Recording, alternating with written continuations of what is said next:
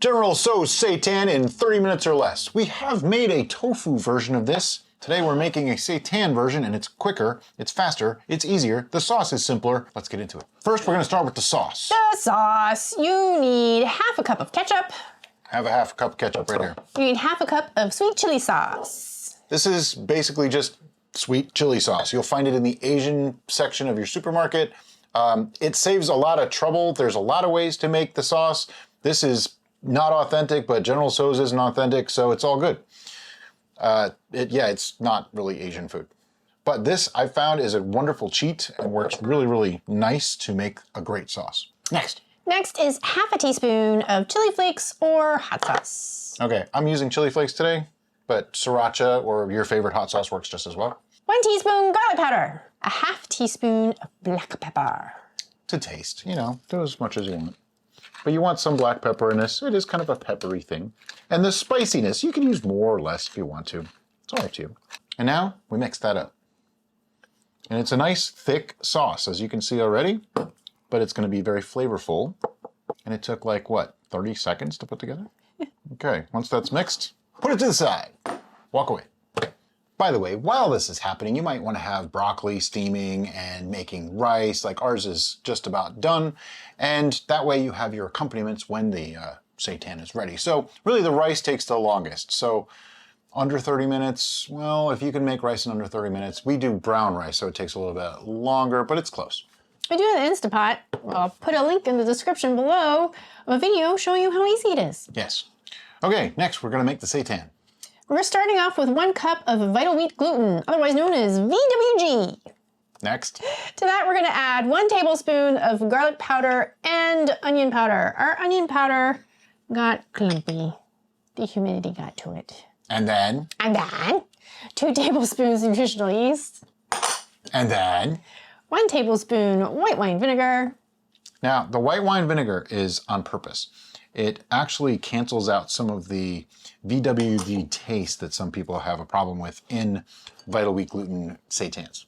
The final thing is roughly 1 cup of water. Yeah, what I like to do is start with like half to 2/3 and then start mixing and see if I need all the water. Sometimes you do, sometimes you don't.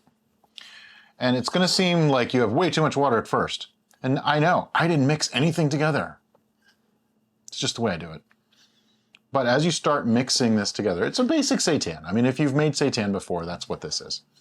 But it comes together pretty quickly. It should not be overly wet, but it shouldn't be too dry either. This is looking a little on the dry side. Let me mix it a little bit more and see. Okay, I definitely need more water, so I'm just gonna put in like another tablespoon or so.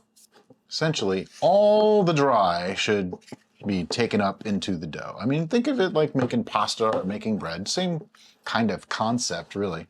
And at a certain point, you just got to use the best tools that you have. But I want to scrape the sides down a little bit. Best tools you got, a clean hand. And you will know right away if it's too wet, too dry. This is starting to feel pretty wet. It's a little on the wet side. It'll probably be fine. Yeah, there's still some dry spots in here. So as I work it around the bowl, you want to get every last bit. It's imperative that you get every last bit. It's also impossible. So yeah, it's virtually impossible. Yeah. Do the best you can. This feels like a nice pliable dough. So now what I need to do is knead this up a little bit. Just find yourself a nice surface and knead it out a little bit for a couple minutes. This is going to really form those gluten strands nicely, and you'll see why in a minute.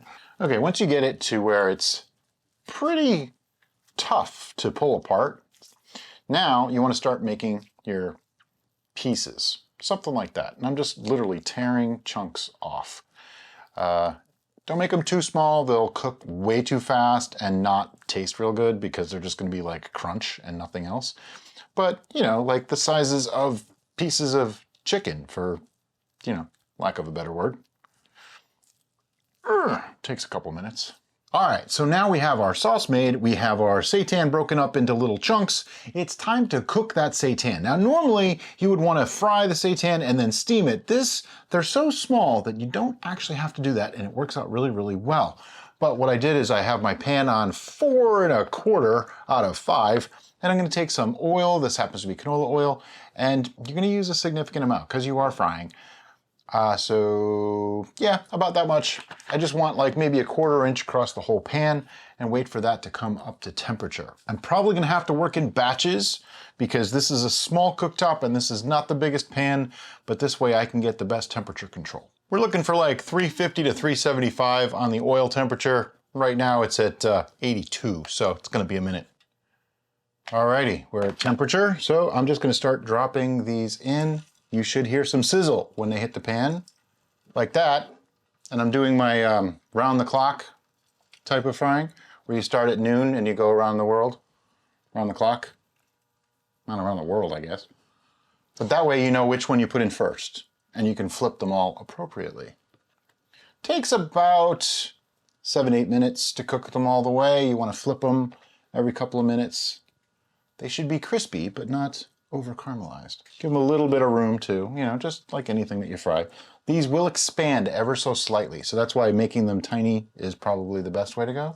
And now we cook them in a couple minutes. We flip them. When all your pieces are golden brown and delicious, in the words of Alton Brown, I'm gonna start pulling them out. See, I got a little bit too much, but it's okay.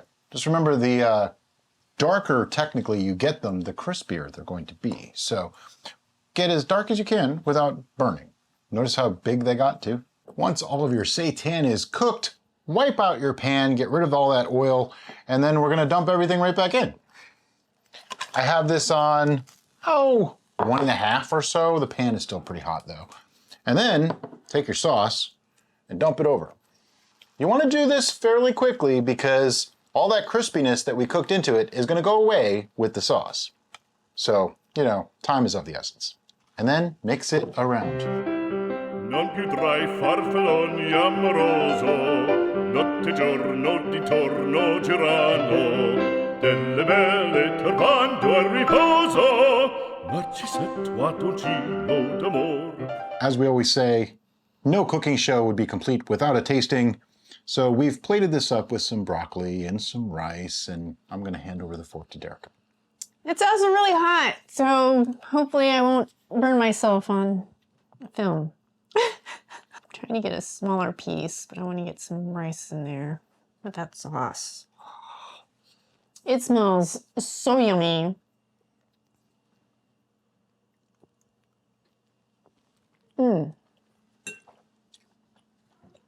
It's good? So that sauce is just so rich. It just coats every single thing that it comes in contact with. And it adds so much flavor. But you can even tell by chewing on the seitan that there's flavor in that seitan too. It's not just a blob of boringness. No. It still has a good amount of crispiness, but then it has that soft center. So it replicates what you're trying to replicate in this particular instance. It looks like General Tso's chicken. It tastes like General Tso's chicken. It's got enough kick and spice, a little bit of sweetness there. And you saw how simple that sauce is to make. I mean, this is just amazing. This is how I make my General Tso sauce now. I don't even... Rascal decided to say hello. Come on, get down, buddy. Now, it did limit the crispiness ever so slightly. So if you really want super, super crispy General Tso's, the only way to change that is simply heat up the sauce separately and then toss it all together and you're good to go. We're gonna make up more bowls of this and go eat dinner. But as always, guys, thank you so much for watching and have a great day. Bye-bye.